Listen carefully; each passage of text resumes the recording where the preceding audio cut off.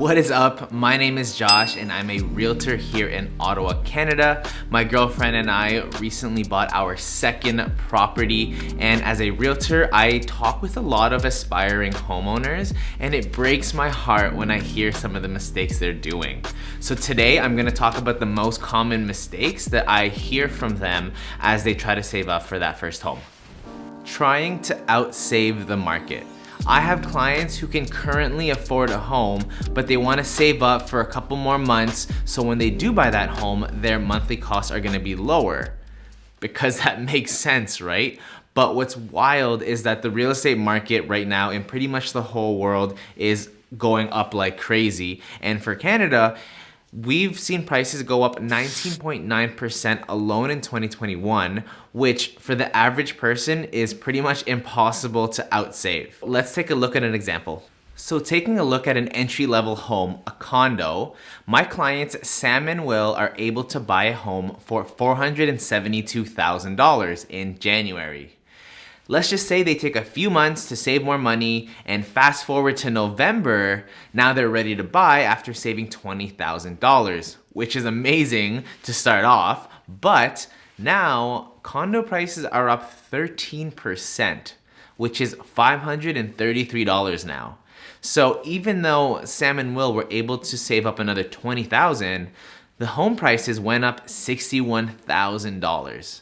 And if they were to have bought back in January, they would have $61,000 in equity in that condo, plus being able to also still save $20,000 that they could put into investments, or honestly just put into your mortgage as a lump sum payment if you did want to go that route. The biggest worry here now is that if they keep waiting a few more months, even a year, they may be priced out of the market for condos very soon. Not speaking to a mortgage broker sooner. Most people reach out to their banks or mortgage brokers when they see a listing that they want to offer and then realize they don't actually have a pre-approval, and at this point it's already too late. It's super important to speak to a mortgage broker well in advance so you can plan your finances. I don't know about you, but unless you have $100,000 ready to pay cash for a home, it's very important to get your finances straight.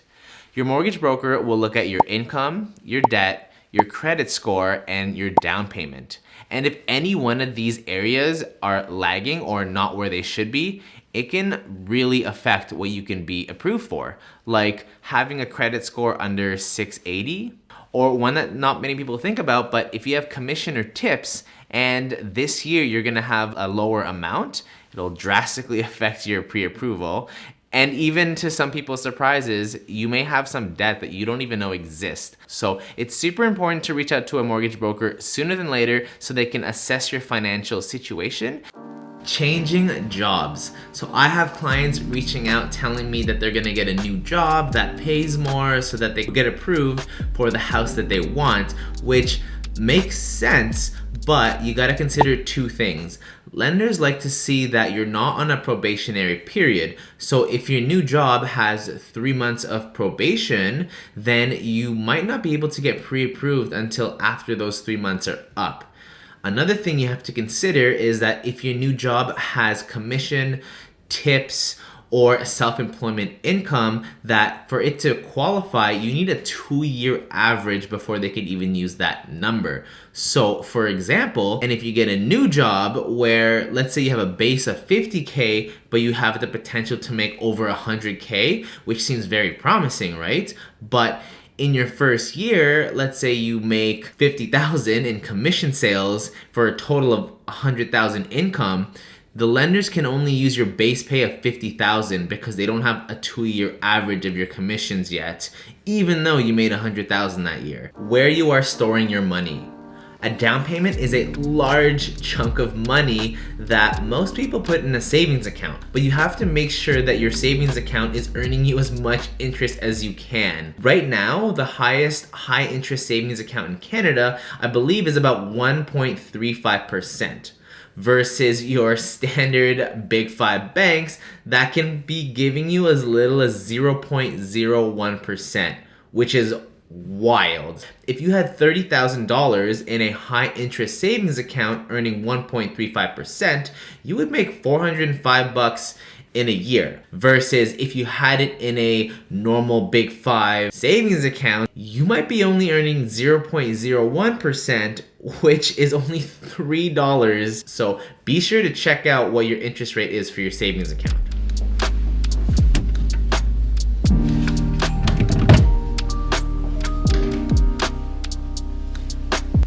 Another common mistakes I see a lot with buyers is that they make a big purchase before they buy a home. So typically a big purchase is financed. So it could be a car payment, furniture, appliances, anything that will put you into debt, right? That'll really affect your pre-approval because lenders look at your monthly obligations when they run your numbers. For example, if you are approved for $500,000 and you buy a car that has car payments of $500 a month, your pre-approval could go down up to $13,000 or so.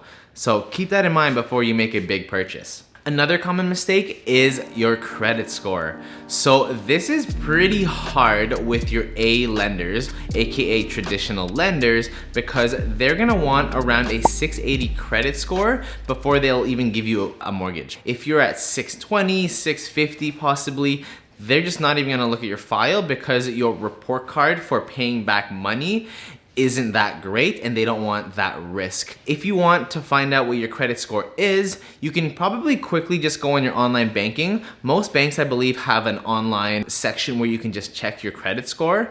But if your bank doesn't offer that, you can look at third-party applications like Borrowwell or Credit Karma that can do it for free and that it won't affect your score by checking it. This mistake is probably done by everyone.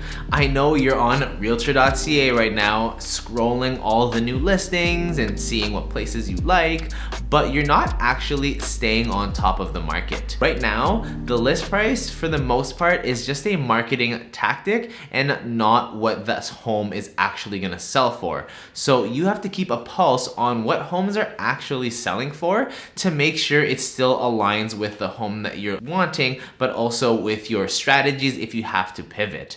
The best way to stay on top of the market is to hire a realtor. On the buyer side, I cost you $0 and I go above and beyond for my clients, provide them with market snapshots and updates on the market if everything still makes sense for their budget, and if it doesn't, what we need to do to re-strategize that. If you're looking for more real estate content, click here and you could find more videos about real estate. Goodbye.